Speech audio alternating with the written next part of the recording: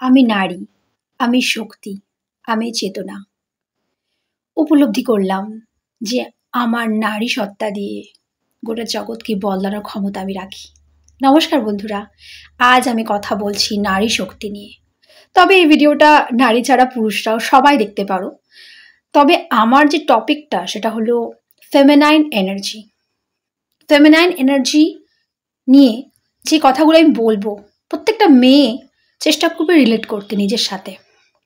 দেখো, আমরা অনেক সময় এত লো ফিলিংয়ে থাকি, এতভাবে ভেঙে পড়ি, স্পেশালি মেয়েরা। আমরা এত বেশি অনেক সময় ইনসিকিউরিটিতে ভুগি।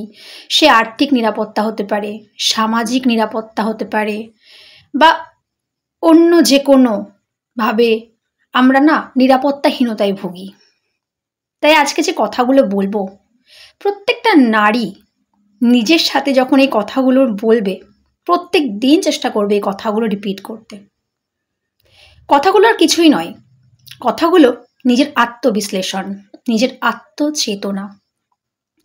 দেখো, কয়েক বছর আগে এই চেতনাটা আমারও ছিল না।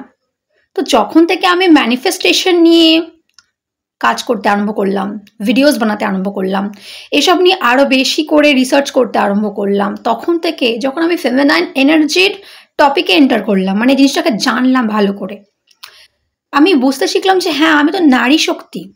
অ্যাকচুয়ালি আমরা উইমেন্সরা এতটা পাওয়ারফুল, আমরা উইমেনরা এতটাই পাওয়ারফুল, আমরা আমাদের ভেতরের সত্তাটাকেই যখন বুঝতে পারি না, তখনই আমাদের মধ্যে ইনসিকিউরিটি ভাবটা আসে।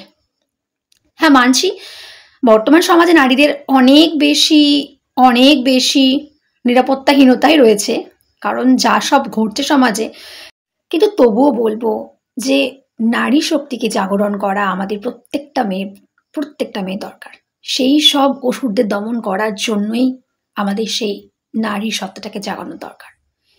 দেখো, ফিজিক্যাল ট্রেনিং তো বটেই, কিন্তু মেন্টাল ট্রেনিং সবার আগে জরুরি। মেন্টাল ট্রেনিং মানে নিজেকে মানসিকভাবে স্ট্রং করা, এতটা নিজেকে মেন্টালি স্ট্রং করতে হবে। প্রত্যেক দিন যখন তুমি ঘুম থেকে ওঠো, নিজেকে আমরা অ্যাফার্মেশন বলি, রাইট? ম্যানিফেস্টেশনে আমরা অনেক অ্যাফার্মেশন বলি। তো উইমেনরা নিজের ফেমিনাইন এনার্জিকে ইনক্রিজ করার জন্য কিছু অ্যাফার্মেশন অবশ্যই বলবে। সেটা হচ্ছে লাইক এইভাবে যে আমি নারী শক্তি, আমি চেতনা, আমি পবিত্র চেতনা, আমি শুদ্ধ আত্মা, আমি পারি এই জগৎকে বদলাতে, আমার মধ্যে সৃজন ক্ষমতা রয়েছে, কারণ আমি তো সৃষ্টি করি। We are all creators. আমরা শুধু নারী নই, আমরা সবাই ক্রিয়েট করি, ঠিক আছে? উই আর অল ক্রিয়েটার্স, কারণ আমরা ক্রিয়েট করি প্রথমে আমাদের মাইন্ডে, তারপর সেটা ক্রিয়েট হয় আমাদের বাইরে। তো এইভাবে যখন নিজেকে বলবে, নিজের স্বরূপটাকে তুমি আস্তে আস্তে উপলব্ধি করতে পারবে। প্রত্যেকে এটা করতে পারো, প্রত্যেকে এটা করা উচিত। তাহলে দেখবে ধীরে ধীরে তোমার মনের মধ্যে যে ইনসিকিউরিটি ভাবটা, সেটা আস্তে আস্তে চলে যাবে। নিজেকে অনেক বেশি স্ট্রং মনে হবে, নিজেকে অনেক বেশি পাওয়ারফুল মনে হবে। মা দুর্গার পূজা, মা কালীর পূজা আমরা সবাই করি, কিন্তু নিজের ভেতরে কি সেই সত্তাটাকে জাগানোর ক্ষমতা তোমার রয়েছে? কজন পারি আমরা সেই সত্তাটাকে নিজেকে উপলব্ধি করতে? সেই সত্তাটাকে উপলব্ধি করতে হবে, ফেমিনাইন এনার্জিকে এইভাবে ইনক্রিজ করতে হবে।